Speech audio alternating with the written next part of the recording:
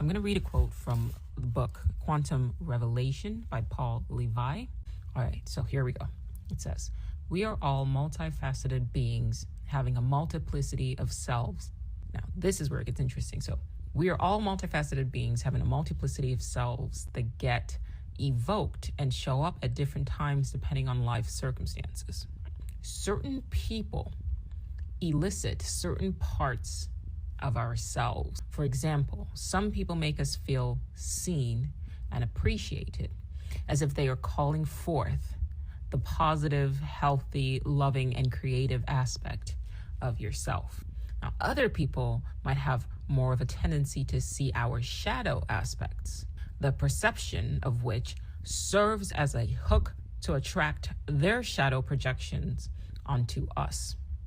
When we are around these people, we might feel ourselves burdened by their darker projections of who they imagine us to be. We might even find that when we spend time with them, we find ourselves embodying and acting out the very shadow they are projecting onto us.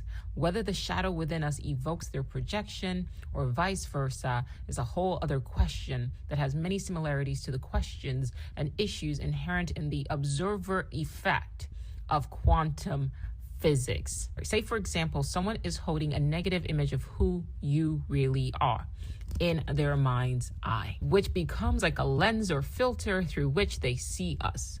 Projecting the shadow image onto us, they are in a sense, or in essence, unconsciously calling forth a negative shadow aspect of ourselves to interact with. This is deep. This shadow isn't caused by their projection. It is already within us in potential, but their projection increases the probability that it will manifest. Once we play into it and act out this darker aspect of ourselves, this will confirm to them the objective truth, in quotes, not truth really, right? But they think it's objective, of their shadow projection, as they now have all of the, quote, evidence that they need to prove to themselves the rightness of their viewpoint. This will serve to further solidify in their mind's eye their negative image of who we are in a self-reinforcing feedback loop. All the while, they'll be convinced that they are just relating to objective reality to who we really are, without realizing their own creative participation.